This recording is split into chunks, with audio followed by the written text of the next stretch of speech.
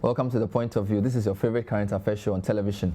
On The Point of View, we pick the right topics, we get the right guests, we ask them relevant questions on issues that matter to you. It's an interactive show. If you're watching on TV, please feel free to send us your thoughts on what you hear on the WhatsApp number on the screen. And if you're watching on any of the social media platforms, feel free to contribute to the discourse. We call today's edition an Election 2020 special. We are going to mix three things, but we're focusing on the northern parts of the country. Used to have 3 regions, now there are 5 regions. We're focusing on 2 of the 5 regions, but we're doing it in a very interesting way. I'll tell you more when we come back.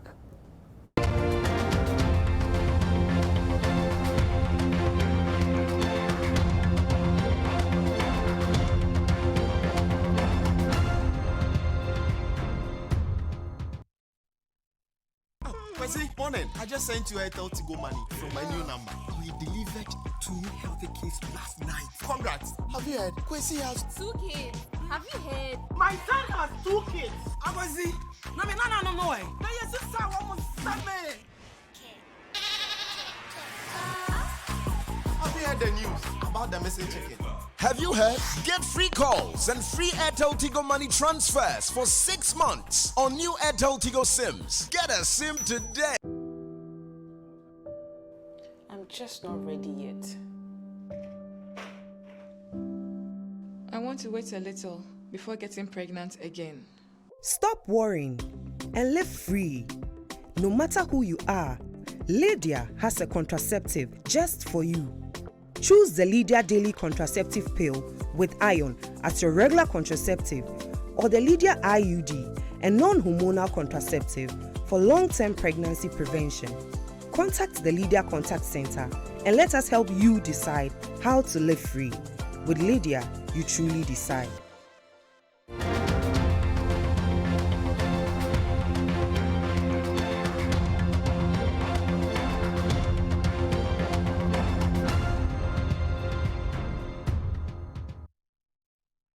Welcome back to The Point of View. So we have less than 80 days to election 2020. So every now and again, we'll take you into some numbers and also some analysis. Today we're doing 3 things. We're going to walk through some numbers as it pertains to some regions in the north, specifically the Savannah part of the northern region and also the upper west region. We would also take you to those places because for 2 weeks, my team, the Point of View team, was embedded in 13 constituencies in the 5 regions of the north, and they have some very interesting stories to tell. So after looking at those numbers, we'll take you on the ground to show you what people in those constituencies are saying. Then the reporters who went to those constituencies will come in studio to tell us exactly what they make of the picture. I'm going to start with the upper west region, but before that, just need to show you a couple of quick charts. The national picture should be clear if you're a follower of this program. The national picture should be very clear by now that there are 4 regions that are very strongly NDC, 2 regions that are very strongly MPP, and then 4 regions that are not very clear. Okay, so let me just show you this to start you with. So if you look on your chart, the people who are up are the NDC people, those who are down are the MPP people. So you look at Volta region, decidedly NDC, right? Or your extreme left, Ashanti region, decidedly MPP. No surprises there. Come into the middle, you see Eastern region there. It's pointing southward. So all the bar charts pointing down are MPP. And this is from 92 to 2016. So these are all elections, right? Now look at the Volta region map carefully, chart carefully. Notice that NDC is very high up, but it's sloping down. That means that the percentage or the extent of dominance is sort of tapering downwards. And if you look at Ashanti on your left, the percentage is sort of tapering a bit upwards. There are 4 regions that are very undecided. On your extreme right is Western region. Sometimes it points up, sometimes it points down. If you look at Greater Accra as well, points up, points down. These are the swing regions, okay? So this is the first important point to make. Northern, Upper East, Upper West, Volta, strongly NDC. But the devil is in the detail, because if you go into the numbers, you realize that the Upper West region has changed in a very significant way, because unlike most other regions, there have been 3 parties, not 2, 3 parties that have been contesting this region very strongly. So, for example, if you go to 1992, you'll notice that the Upper West region had 35,000 votes for PNC, which is very significant, okay? And they maintained that number in 96, okay? So, sorry, they had 48,000 votes, Upper West region, for PNC, 48,000 votes. In the 92 election, NPP had only 11,000 votes. So, the Upper West region gave PNC more than 4 times what NPP got. And I'll show you those charts very soon. This is Upper West for 92. 96 Upper West region gives PNC 27,000 votes. And the NPP has only 21,000 votes. Throughout all this period, the NDC is very high, 66,000, 145,000. Between the year 2000 and 2008, something happens to the PNC in the Upper West region. They begin dropping very significantly. So from a high of 48,000 in the year 92, by 2008, Upper West region gives the PNC only 8,000. Think about that. From 48,000 to 8,000 in 4 electoral cycles. Meanwhile, the NDC's numbers have increased from 66,000 in that region to 116,000. But where PNC loses, the MPP gains. So from 11,000 in 92 for the MPP, for the Upper West region, they are now at 81,000 for 2004. Some people think it's because of the people President Kufuor appointed, Moses Daniba and co, Deputy Minister of Health, strong Sisala East MP. We can analyze that.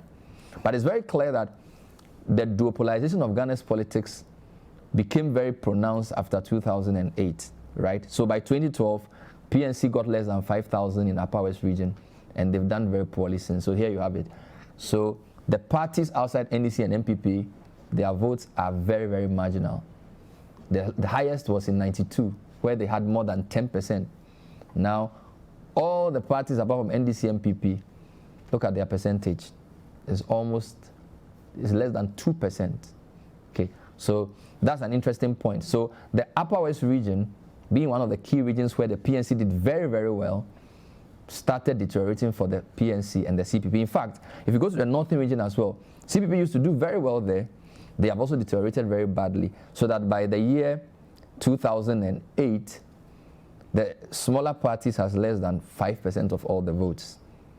The other interesting thing we noticed was that the PPP did very well in the Northern region in the year 2012 and actually increased to 11,000 in 2016. That's very significant.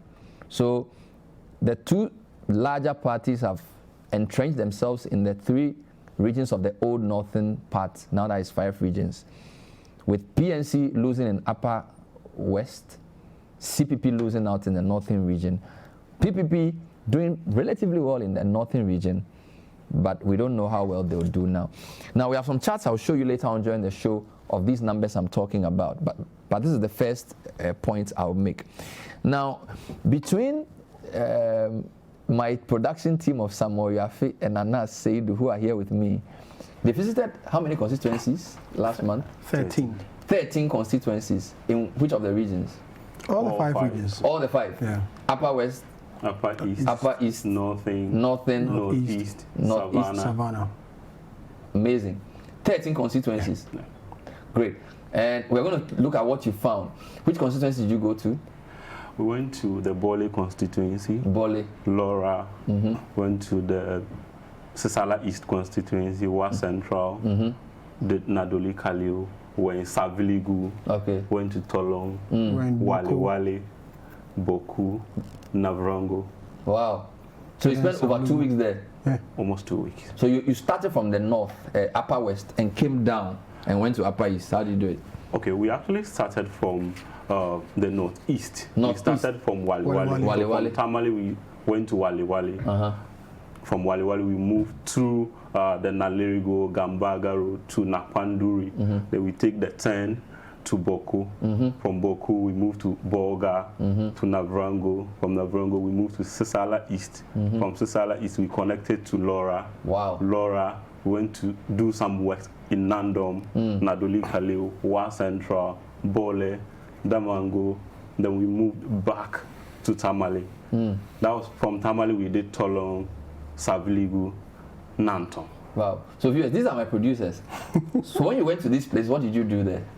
Well, basically, you visit the community or a typical constituency, and then you tell them your mission there, what you are here to do. But the one interesting thing about the North is when they respect authority. Because before you enter into a community, they will ask you to go and see the chief first. Okay. Seek permission from the chief. Wow. Before you are allowed to Very speak hierarchical. Yeah. So it's not like I can just go to Kasson and start talking to people. No. You must first... They have to know you and your mission. And they know strangers. When you're a stranger, you enter into their community, they know this gentleman is a stranger. Wow. So they'll ask you to go to the chief. If the chief is not around, the assemblyman is the next alternative. You seek permission from the assemblyman or the chief. If he agrees for you to do whatever it is, he gives his blessing. You have to tell them your mission. Your mission there. And when in all the towns? In all the towns. And if he gives his blessing, you can go ahead and do. When he says no, you have no right to do whatever you want to do there. Seriously? And then when you are done, you must report to him and tell him that you are finished. Done. Wow. Mission accomplished. So let me start with the Upper West region. One of the things I noticed in just looking at the numbers was how the MPP had sort of tried to make some gains there. But if you look at the presidential, it's a very NDC region, right? Is that what you saw there still? Yes, Bernard. If you look at the current figures, talking about the appreciating figures for NPP and the depreciating figures for PNC, it's not something that we have to talk about only the numbers. We need to go back to history. So, for instance, you ask yourself why the PNC is so strong or what's so strong in the Upper West region. Don't forget that the president for the Third Republic, Dr. Hilary Mann, was from the Upper West region, precisely Bolu. That's the current district capital for the Sisala West. Okay. We have the founder of the People's National Party, Imoro Igala, also from that same area. I see. So for the Sisala West and East people to be committed to PNC, it tells a story. And that informed, or that tells you why the party did well in 92. So it's not surprising that, look at 92, MPP had 11,000 presidential, NDC had 66,000, PNC had 48,000. Yeah, but Bernard, one other factor too is that the MPP did not field parliamentary candidates across the region, and the people wanted candidates who could speak their language, people they knew and could vote for. That also affected the fortunes of the MPP. So listen, viewers, anything green is NDC, anything blue is MPP, and then the other colors, PNC being red. So there you have it. 92, it was very big for them. 96, PNC still was number 2. NDC 145,000, MPP 21,000, PNC 27,000. This is 96. Then when you go to the year 2000, the first change of government, NDC's figures reduced from 145K to 111,000. MPP jumped from 21,000 to 27,000, but PNC still at 27,800. So PNC is still the second strongest up to the year 2000. But by 2004, end of Kufuor's first term, look at what's going on. NDC increases by 8,000 to 119,000.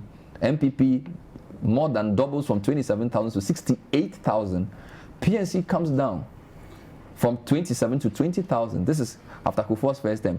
By the end of Kufuor's second term, PNC is at 8,000 and MPP is at 81,000. So now PNC is 1/10 of MPP. So what's going on there? Yes, if you look at for instance, the former MP for the Sisala area, Moses Daniba, who happens to be who was elected to be the party's national chairman. He actually beat Bernard Mona in the election that just ended. It tells you Kufuor appointed him into his government. The current interior minister, Ambrose Derry, traditionally is a PNC person. Okay. Between 2004 to 2006, he was appointed as the Upper West Regional Minister. So Kufuor by appointment moved the support from PNC to MPP.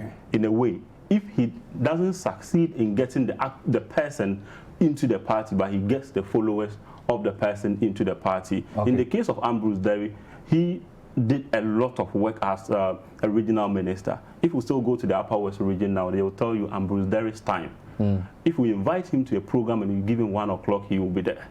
That was the kind of man he So was. Sisala East and West have been strong Liman bases. Yes. Did you go to Sisala this in your trip? When Sisala East. When Sisala East. Show me what you found and then you tell me what it means. So you found a report from there? Yes, from Sisala East. Okay, so we are going to Sisala East to look at something. It looks like it's a key place in the Upper West region, which we should keep an eye on. This is where Liman is from. This is where Moses Daniba and co are from. The then Sisala constituency of the Upper West region produced the first Northern President of the Republic of Ghana, Dr. Hila Liman. His influence gave the PNC's Moses Daniba the opportunity to be elected as MP for the area in 2000 and 2004. The constituency was divided into Sisala East and West in 2004.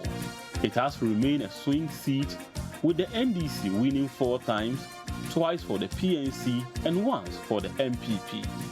Some of the other notable political figures of the area include former Upper West Regional Minister Hamidu Suleimana, one-term NDC MPs Hajia Halutie and Alijata Suleimana. The incumbent MP is Ridwan Abbas, who was defeated by the current Deputy Upper West Regional Minister Isaku Chinia during the MPP parliamentary primaries. What happens to the fortunes of the PNC in the area though? Samuel Basugu Baba is a believer of the legacy of Dr. Hila Liman. The PNC generally is a party that cares for everybody. Everybody. PNC is never selfish. But just because the party is poor, people have run away just to join the other parties, hoping that they will get something in their pockets. But I bet this, I'm happy I'm in this interview today. If all Ghanaians were to accept and will change these 2 so-called big parties and bring back PNC into the system, I'm telling you, Ghanaians will never regret. Because the PNC, even from their grassroots, the last parliamentarian of PNC, Moses Daniba, all Sisalas knows what he has done for the Sisala area. Dr. Hila Liman, when he was in power, even though he was just about 2 years, the Ghanaians saw what he was about to do. As a swing constituency, it is obvious that the elections are mostly based on issues rather than political alignment. A visit by the City News team to Tumu, the capital of the constituency, and some other communities revealed that road infrastructure will be a major influence on the people's choices in the 2020 elections. Some of them say they will vote for a party with a proper plan to fix their roads. My father, who used to be the chief, has always complained so bitterly about the nature of roads in our community. Especially the main trunk road linking Upper East to Upper West. We find ourselves in the middle, and we transact businesses in our regional capital and also the regional capital of the Upper East region, that is Bolgatanga. And this road has been very bad since I was born.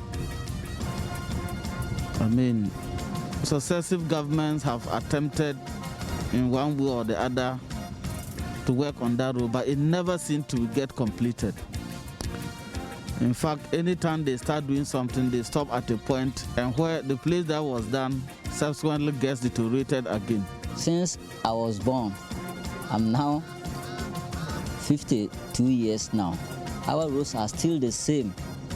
I've never seen any changes in our roads, especially the principal roads from Wa to Bolaga, even the town roads. I think we have only 2 roads that have been tiled. Even those, I don't call them tile roads, because if you go now, you see them, all the tile is wear off. So that's our major problem. Most of us here are farmers. We will farm, and how to bring the goods to town to sell. is also a problem due to the roads, the bad nature of the roads. Ajaratu Abubakar and her peers say the deplorable nature of roads have a tendency to neutralize the gains of the planting for food and jobs, which has increased the yield of farmers. For Sisala land, they farm a lot. All the maize going to serve. Aflao, Burkina is the Sisala people, they farm a lot. So and this year, we got a lot of fertilizer, but this and the roads are not good for the lorries to pass. So they get a lot of these accidents on the way. The lorries too, they spoil. As the government promised us that they will make the roads, schools and other things.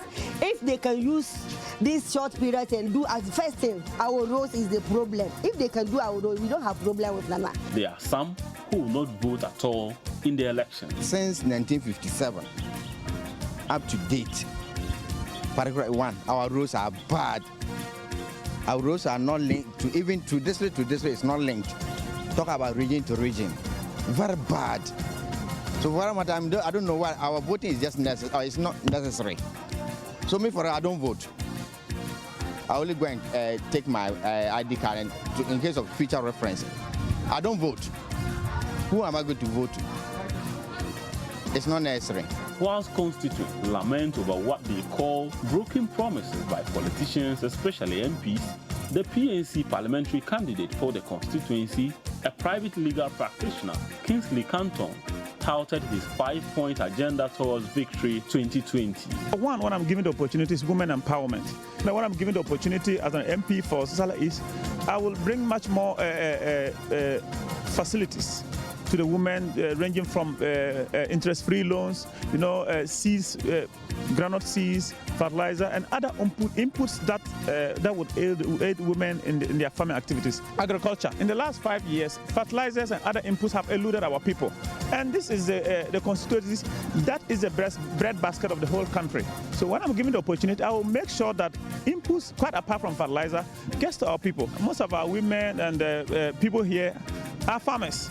Apart from farming, they do not engage in other activities that will support their livelihoods. When I'm given the opportunity, I will ensure that women are trained to produce other things, including hand sanitizers,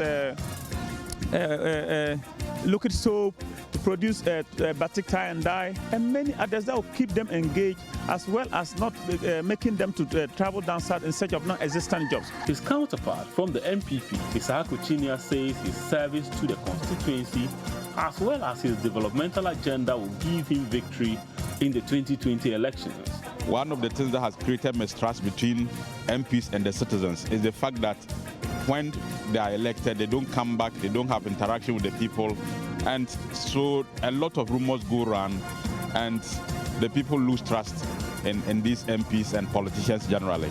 So I have decided that once I am elected as the MP, on a yearly basis, I'm going to engage all stakeholders, chiefs, assembly members, the various communities. I'll visit them and let them know what I have been doing as MP. Let them also ask questions so that where there are challenges, I will explain. This place is a farming community or constituency, and so I intend to set up 6 agric mechanization centers so that I can support the farmers, reduce cost of production, thereby enhancing their what comes into their pocket. And these 6 centers that I'm going to create, basically I intend to have tractors, at least 4 tractors at each center, and reduce the cost of plowing. I intend to have warehouses in these centers so that farm inputs are made available and accessible to the people, because these centers will be strategically placed so that all farmers across the constituency can access. I also intend to build an MP's office. It has been one of the biggest challenges between MPs from this constituency and the electorates.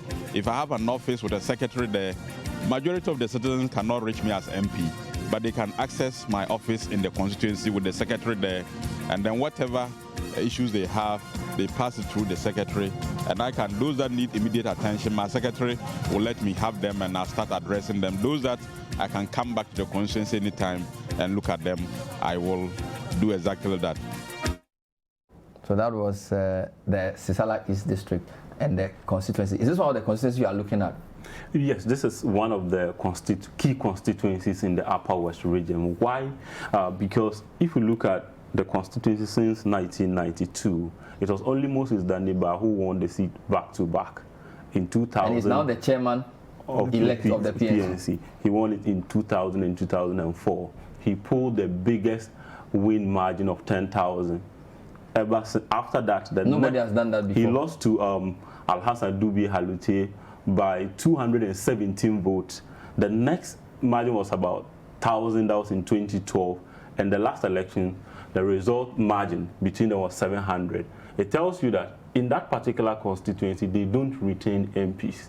And who is the incumbent? The incumbent MP is Abbas Ridwan. He From lost which party? MPP. He already lost the primaries. He lost the primaries to the deputy. So they are all fresh faces. They are fresh, except the PNC candidate, Canton. Kingsley Canton. He contested in the 2016 election. He lost, but he beat the incumbent MP then, and that was Alijata. He lost, but he beat that woman. So coming into the contest with a new face representing the MPP, it tells you that there's the likelihood that there could be. But the MPP candidate is the deputy minister. Upper West Regional Minister. Who is the NDC candidate? The NDC candidate is Isa Mohammed. So this is a three-way race, a three-horse race. Yes. So this one you're looking out for. Which other constituency are you looking out for in the Upper West region? The Laura constituency. Abe for Cabo. Yeah, Cabo. Laura constituency. Laura constituency. If you look at the Laura constituency over the years, from 2004, when Ambrose Derry contested Ben Kumbo and lost that election, the coming year, though the margin in 2004 was wide, in 2008, Ambrose Derry was able to defeat Benjamin Kumbo in that particular election. The coming election, that was 2012, Ben Kumbo came back and won the seat. I hear they are very close friends, actually. Both of them are lawyers. So in 2012, sorry, that was in 2008. In 2012, the then DCE contested. That was Samson Abu, won the elections. During the primaries, he lost to B.D. Zayden. Had issues, went independent. If you look at their votes, comparing the votes that Samson Abu had, adding that to what Bid said, Samson had 5,000, Bid had 7,000, and Cabo won with a little over 8,000. So it was independent that helped Cabo to win? Yes. At the launch of the campaign for Bid, Samson Abu was there, and he has pledged his support. United. He's even been made the campaign manager for Bid Zayden. So Bid wants to take it back from Cabo. The contest there will be very tight. But Cabo is the deputy minister for roads. And he has brought a lot of developmental projects to the area. Sino-Hydro. School, they are about to construct, or they actually cut the sod for the construction of a girls' senior high school in Erimo. Show me that picture again. I want to show people something. So Cabo is the deputy minister for roads, former youth organizer of MPP. BDZ is a former deputy general secretary. And this is the man whose something was squeezed by Rollins. So this is a close race. Very close race. Which other constituency in Upper West are you looking at? The Wa Central constituency. Wa Central. Wa Central. Rashid Pelpo is having one of the tightest or the keenest contest since he went into parliament 16 years ago. He's been in parliament since 2000? Yes. Wow. 2004. 2004. He's been in parliament since 2004. And the person contesting him now is a lady. What's her name? Hadia Humu Awudu. Wow. She happens to be a former PA to John Boydu. Oh, wow. Yes. And if you look at the politics now, it's not the usual, those times, it's either, when you come to Wa Central, the dynamics are clear. Religion. First of all, you must be from Wa Town. You must be a local. You must be, if you are from the outskirts, especially if you are from a non-Muslim community, it will be very difficult. So you must be from Wa? Even if you are from Wa, you are from within the Muslim community because they are the majority. But even within that, they will still play sectorial politics. Orthodox or Ahmadiyya? They will play those kind of politics within that. So Rashid Pelpo, what is he? He's an Orthodox Muslim. Is he from the royal family? Yes, he's also from the royal family. So he's been in parliament for 16 years? Yes, since 2004. And the lady is from Wa as well? The lady is from Wa. Is she Muslim? She is. Orthodox or Ahmadi? Orthodox. And if you look at the result for the 2016, you realize that Rashid escaped defeat narrowly. He escaped defeat narrowly. By how many votes? If we look at it's about 571 votes. That was the vote difference. Less than 1,000. Yes, between him and the current MC, then in opposition. Wow. He unfortunately lost the primaries to Hadia Humu. So you think Hadia is going to give Rashid a tough time? Yes, because people don't vote skirt and blouse twice and go back to their party. If you look at how the Upper West politics is, if you read the trend in the Nadowli-Kaleo constituency, people who vote skirt and blouse, they vote for Mahama, vote for a different candidate. So the 5 MPs who are MPP in Upper West, their constituencies still voted for Mahama? Yes. So presidential, they vote for NDC? Yes. But parliamentary, they look at the personality? Wow. So what that tells you is that there are people who go vote skirt and blouse and stay with the party. So what I'm saying is, if we look at the people, the 24,000 people who voted for the MPP's candidate in the Wa Central constituency, not all of them will go back to support Rashid. There's the possibility that over 20 of them will be retained because of their love for the party. Hadia is also campaigning based on issues. For the first time that we've seen something like that. Her campaign team has challenged Honorable Rashid's team to come for infrastructure or developmental project debate. Really? When we interviewed her, she actually counted a lot of things that she's been able to do with money from her own pocket, a lot of things that she's been able to lobby to bring to the constituency, scholarship, but it's funny, project. NDC is challenging MPP to a debate nationally, but in Wa Central, MPP is challenging NDC to a debate. Yes, at the local level. And that's the kind of campaign that's ongoing now. There are other local issues that people might use in their campaign, in their door-to-door engagement of voters. But at the top, in public, this is how the campaign is looking, and Rashid will have a tough time. So you've pointed to the basis. Sisala East is going to be closed because of the PNC factor. Laura is going to be close because of history of the 2 leading parties. And the coming back of Samson Abu. And then you're saying Wa Central is going to be serious. Very, very serious. Give me one final. I want to do North a bit, but give me one final one. Nadowli-Kaleo. Why is it interesting? If we go to the Nadowli-Kaleo constituency, they've had 1 MP since 92, Alban Bagwin. 1 MP since 92? Yes. Wow. Alban Bagwin he's been there from 92. This is the first time the NDC as a party is changing a parliamentary candidate. They've gone to party primaries ahead of the 92 elections and ahead of the 2016 elections. MPP, this is their first time of retaining a candidate. Okay, so you have NDC candidate is Anthony Suma, the first non-Bagwin face. Yes. Then MPP Elvis, but he's a repeat candidate. He's a repeat candidate. How well did he do against Bagwin? He had 9,000 votes against Bagwin's 14,000. So 5,000 difference. 3,000. 3,000. No, 9 and 14. Sorry, 5,000 different. The difference was about 5,000. Does Bagwin support Anthony Suma? Information available indicate that he supports him. What about Bernard Mona? He just lost the PNC. But can you be a party chairman and be a candidate at the same time? He did that in 2016. He's also a repeated candidate. How much did Bernard Mona get in 2016? 5,393. So if you add Bernard Mona to MPP, they had more than Bagwin. That was the first time it happened in the constituency. They've always been a third force in the Nadowli-Kaleo constituency, except 2012.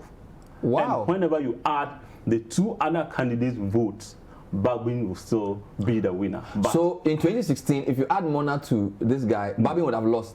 I was in the collation center, and the MPP people were not angry that they lost the election, but they were angry with Bernard Mona supporters. They were very angry, and when they look at the figures, they were like, "Well, Mona just lost." Viewers, I'm sure you heard Mona lost the PNC chairmanship.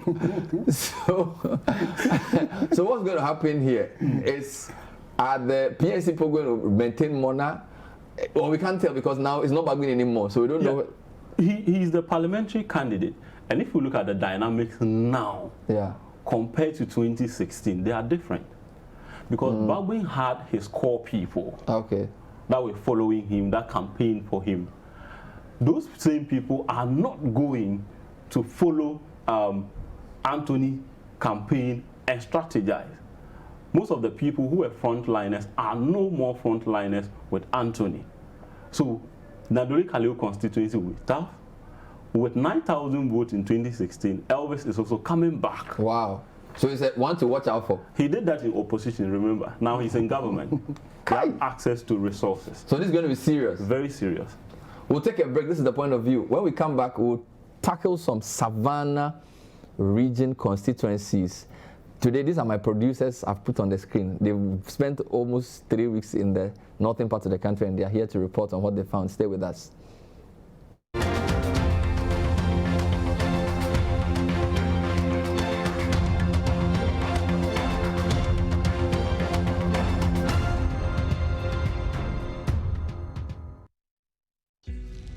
We have new addictive series for you on DSTV. A country invaded, another surrendered. What will America do? So much has changed. No, you've changed. Love a good British drama. World on Fire's intimate portrayal of the effects of wartime on ordinary people may be your next favorite thing to watch. Or catch Stargirl, a stellar series around a teenage superhero who is a shining beacon in the darkest of times. True crime fans, you'll be fascinated by this brilliant federal agent as she dives into the dark criminal underworld. And join some of Power's most controversial characters in this spin-off. Series definitely worth checking out on DSTV. Don't just watch, be wowed. Get fired up. Get down, catch feels, drop the mic, choose to be moved, on the move, hot spot, any spot, enjoy a new view, walk in another's shoes, power heels, paws, and feet. Take your stories to the streets. Hold court with court queens, ice queens, and yas queens. Fly away, come back home, and enjoy online entertainment on any screen. Sign up at showmax.com and change the way you watch.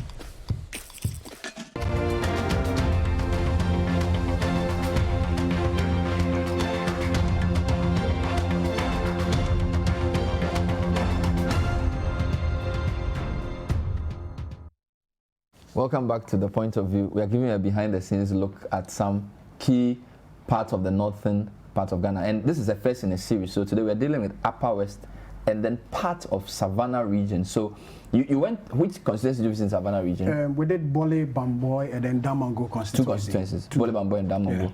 So take me to Damango and come and explain what's happening. So we're going to show a quick report on Damango constituency, and then we'll discuss the dynamics in the Savannah region. Damango, the capital of the newly created Savannah region, is located in the West Gonja municipality and has a voter population of over 30,000 as at the 2016 election. The Daboya constituency was a part of the Damango constituency until it was carved out ahead of the 2012 election. The Damango seat is currently occupied by the NDC's Adam Mutawakilu. In Parliament, Adam Mutawakilu is considered an authority when it comes to the power and energy sector. He is a ranking member on the Mines and Energy Committee of Parliament. But while the two-term legislator is seeking a third term in Parliament, many of his constituents say they are yet to see the needed developments from their MP.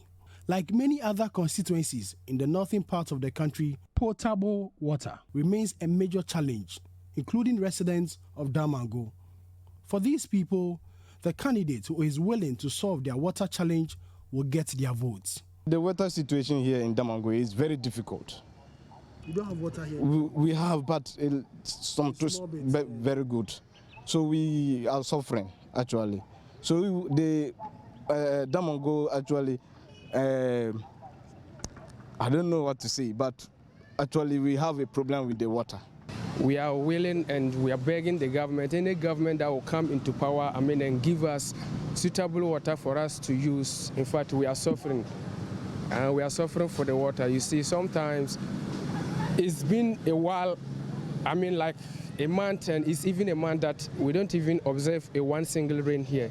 So due to that, we are suffering. The boreholes in town, they said they will, repair them, but we didn't see any improvement, so we are suffering. The single one we are using, even the SHS, you will see them suffering. There is no water. They will be going around in the houses looking for water. Meanwhile, The integers of the people are not even having water to use, talk less of the students. The Damango constituency has many communities within it. These include Busumu, Larabanga, Brofo, Yipala, Nabori, Simpani, just to mention a few. The people of Damango are predominantly Gonjes, with few minority tribes like the Dagatis, Grusis, Fafres, and Bimobes. In 2012, Adam Mutawakilu won the seat with some 9,000 votes against the MPP's Albert Kasim Diwura, who managed to pull some 7,000 votes.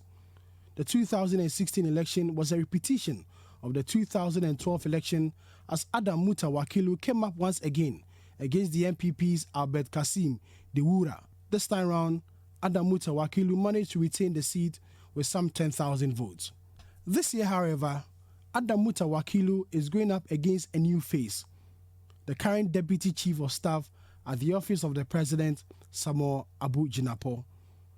Though this will be his first attempt at entering Parliament, these residents here say Abu Jinapor has showed good faith by embarking on a number of development projects in the constituency. What I want to believe is that if you are looking for a position and you have the resources, you can decide to keep the resources, go to the people, tell them what you are coming to do. If they accept it, they will vote for you.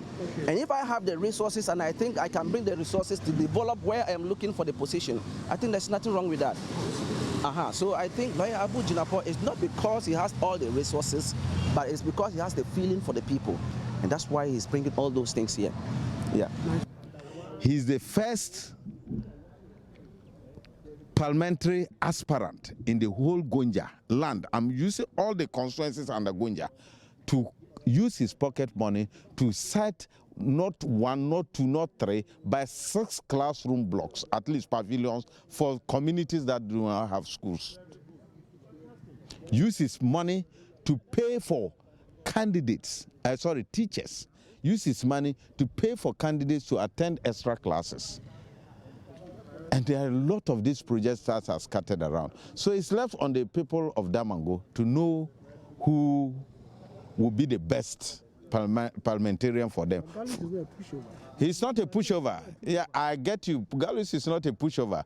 But as I'm speaking, if elections were held today, today that you are interviewing me, I tell you, mark it on the wall, Gallus will lose the election. Abu done a lot, and I can't even mention all, but I can mention some few things that Abu Jinapor have did, which will make me vote for Lawyer Abu Jinapor. Mention some of them. Actually, most of our youth have been employed through Abu Jinapor. And more to the point, some of our entire villages around Damango constituencies have been benefiting through Lawyer Abu Jinapor. Most of my community, I live in that village, but I live at Nabori community. As I'm talking now, we were having problem for going in our village, our school. There were some village near us, some school. We were fighting going to the school, but through him, he provided us a motorcade which is carrying our students to the near village, and it will bring us back. Supporters of the NDC in Damango, however, think otherwise. To them, the incumbent MP, Adam Mutawakilu, popularly known as Gallus, is tried and tested and deserves a third term in office. We have to go back to Gallus because Gallus has done a lot. Yes. And so we have to pick him back. What has Gallus done that you say Gallus has done? He has done a lot, as I'm even saying. You know, government work with the MP. And this road, through the effort of Gallus too, we had it. If you go to other communities and the villages, he brought bridges all over that connect us with the business. And even with the students, he helped a lot of them. He built schools, clinics, hospitals, and others. I can't even count them. So we are still going to bring him back so that he will continue his good work. Promise that after you came on power, 4 months, you are coming to give us water. This is the 4th year. Last 3 weeks, you came here and cut the short. We are not kids. Akufo-Addo is lying. So we are going to vote for your mama. Your mama was president before. Yes. Was president before. He didn't give you water. And he started the road for us. He promised the road and water, and he started the road. For the water too, he went to Entereso and put the machines there and pulled the water out. Entereso having water, Nyanwurpe Junction. This year, Akufo-Addo went and tapped the water there and pull it to Yape, tap the water from Entereso and pull it to Yape and put one tank there. So before they are coming here, he went and stand there by the tank and they snap picture and they brought the picture at our tank park here and cut the short.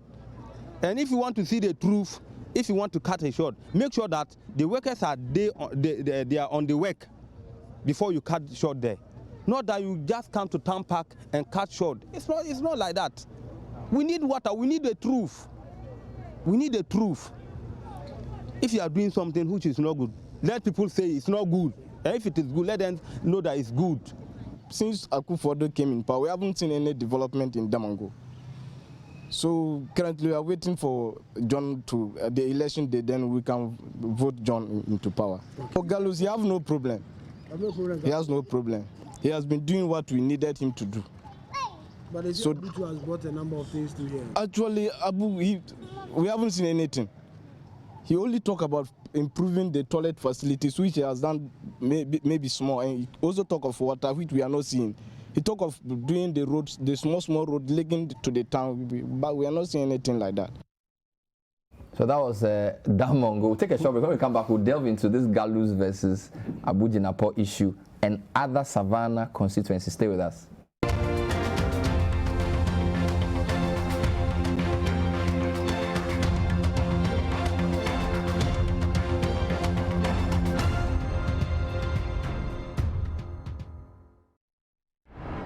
Dance the night away with some real funky shows this September on GoTV.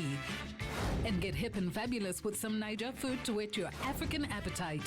Why don't we eat? It's all mind over matter when you upgrade to GoTV Plus or GoTV Max. It takes a brilliant mind to take down an insane street-smart criminal. Stay connected or upgrade to GoTV Plus or GoTV Max for access to real groovy shows. We're putting the funk in entertainment. GoTV. Live it. Love it. I'm just not ready yet. I want to wait a little before getting pregnant again. Stop worrying and live free. No matter who you are, Lydia has a contraceptive just for you. Choose the Lydia Daily Contraceptive Pill with iron as your regular contraceptive, or the Lydia IUD, a non-hormonal contraceptive for long-term pregnancy prevention. Contact the Lydia Contact Center and let us help you decide how to live free. With Lydia, you truly decide.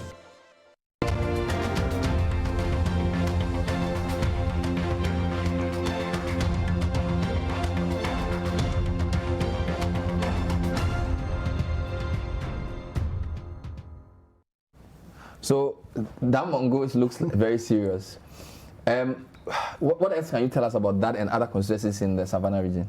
Well, for the Damango, Bernard, it's a place to watch ahead of this year's election, because looking at the two candidates, very popular on the ground. We have Samuel Abu Jinapor, a deputy chief of staff, and then the incumbent MP Galus. When you look at the election data from 1996, the NDC had it, the MPP took it. MPP retained it in 2004. The NDC got it again, and it's been an NDC seat. So it's been swinging. So Galus has made it NDC. Yes, Galus came before that, it's been swinging. Yeah, Galus came in 2012, won it, maintained in 2016, and this is his third attempt to maintain it or retain it for the NDC. Abu has also come in strongly. You go to the constituency and you speak to people, they tell you a number of projects Abu has brought, even though he's not an MP yet. they can take you to the places and tell you that Abu brought this, Abu did this, Abu did that. So it's going to be, you can't call. You so can't call presidentially they vote for NDC. Presidentially they vote for NDC. But parliamentary, you know, it depends. They can vote for NPP at one time and decide to so vote for NDC. They can do skirt and blouse, you know, and it's a purely Gonja community. They speak Gonja throughout, but then there are small tribes. We have the Gatis there, we have the Grusis, the Fafra, and the Bimobes, all making up their constituency. And the number of towns there, as at the time we went there, we were speaking to the people, there are about like 24 towns, but because of the time we couldn't visit all these places. So we have the Laribanga, we have the Musuru, we have the Lagatri, we have the Bluto, we have the Nabira, and then Sampini. You know, and an interesting, you know, story we heard was that Abu took all the chiefs and elders in these towns, brought them to the Jubilee House, and then took them to the chief imam, and then, you know, did a calendar. So when you go to every home in Damango, you see a copy of this particular calendar there.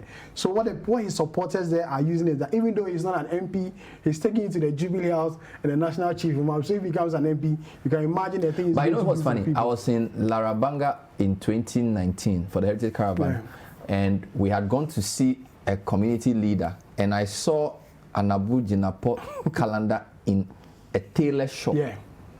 It's distributed to everyone in the community, you know, everyone, and for them it's an achievement to have their chiefs and elders brought all the way from Damango to go and meet, you know. But does Abu's relation to the royal family help him in any way? It's helping him in one way or the other. It is because he's royal. You know, his brother is also from the other side. But the accusation against him is that why is he not contesting his brother? But then he decided to come to Damango. His brother is Yapeku, so yeah, which is some few. I think it's a border constituency. So the accusation is that why is he leaving his brother and coming to Damango to other contests? If he wants to be an MP, go to where your brother is and go and contest him there. But then his supporters say that no, it can't be. His brother is MP here. He can also be here, and because he's from the royal family, the how do I put it? His father's, you know, jurisdiction is also helping him in this constituency. What makes Mutawakil so formidable? Okay, so when you go there, they call him Galus. You know, according to the people we spoke to, he's been with them all these years. He started as an assemblyman or one way or the other and rose through the ranks to become an MP in that area. And he's helped a lot of these young men in there.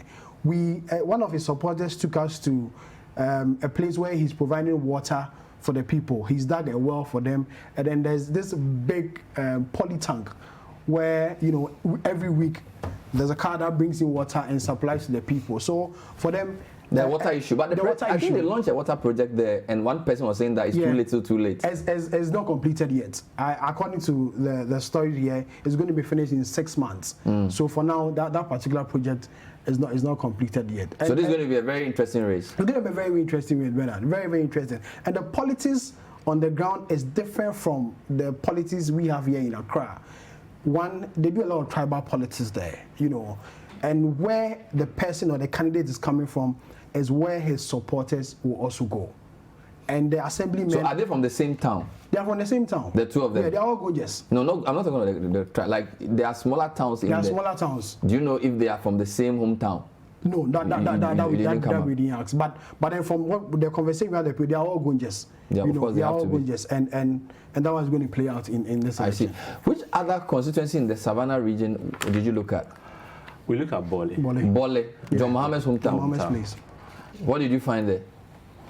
If we look at Bole, we went there and after speaking to the people, we realized talking about politics, it was one thing. Is Mahama coming back or not? So instead of talking to them on some of the major things that will influence their votes in the election, we wanted to gauge the mood. We wanted to gauge the mood of the people. In relation to Mahama? Yeah. Mahama's comeback. Okay. So we spoke to a lot of them. So in the course of the conversation, some are telling you that, look, he can win. He will win. He's done a lot for us. He has done a lot for Ghana. When we compare that, we know that he is coming back. We spoke to some people who think that as president, he couldn't give them a region. The Gonja people didn't get a region under him. Nanado came and gave them Savannah region. And to them, the region came with some other developmental issues. So this new region can play a role in the elections? Yes. Definitely. Definitely. Even in Damango. They are happy they have a new region? Yeah. Very happy. Even in Damango, they are happy the capital is in Damango. And that one is a plus for them. The capital is in Damango? Yeah. So they are even happy that there's a creation of a new region and you've made Damango the capital. Wow. That one alone speaks well. But in terms of Bole, will this play in the presidential or parliamentary? Yes, if you look at the Bole dynamics, apart from their concerns or views on the comeback of Mahama, if you look at the parliamentary candidature of the NPP, you realize that David Seydima is somebody who was picked from the brave force.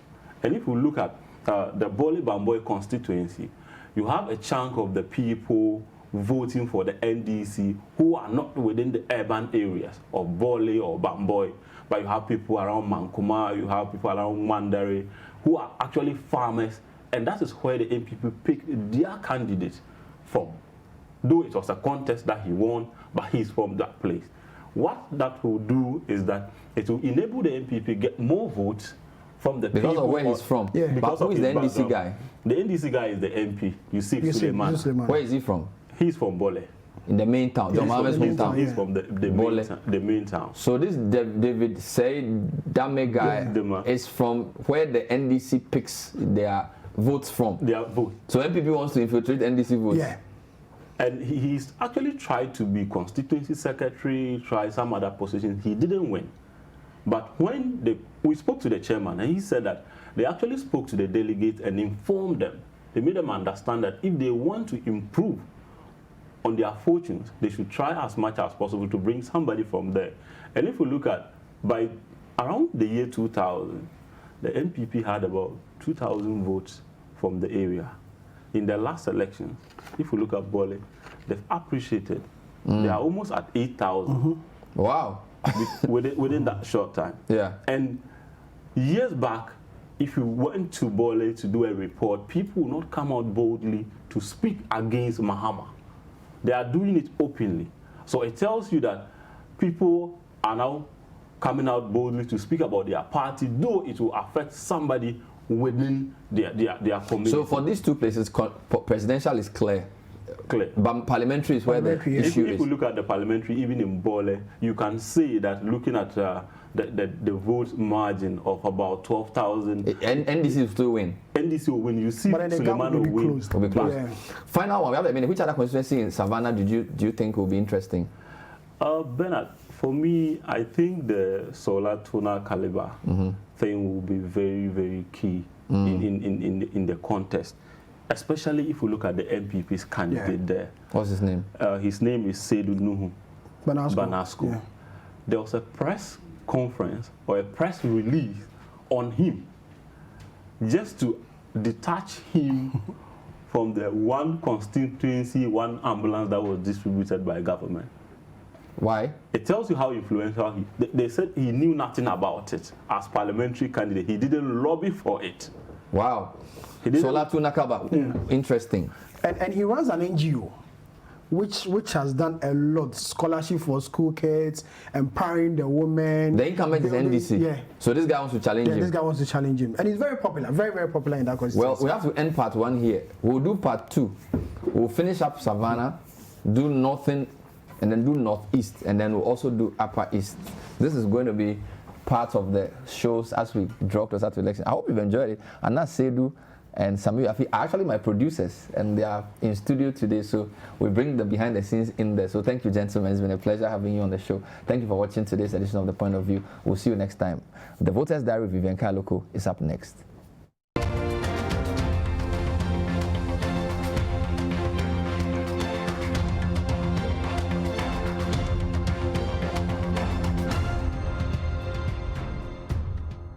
The Point of View is powered by Airtel Tigo. Have you heard that Airtel Tigo calls from 5 a.m. to 10 a.m. and Airtel Tigo money transfers are now free on new SIMs? Now you know. Airtel Tigo. Life is simple. And Lydia Contraceptive. With Lydia, you truly decide.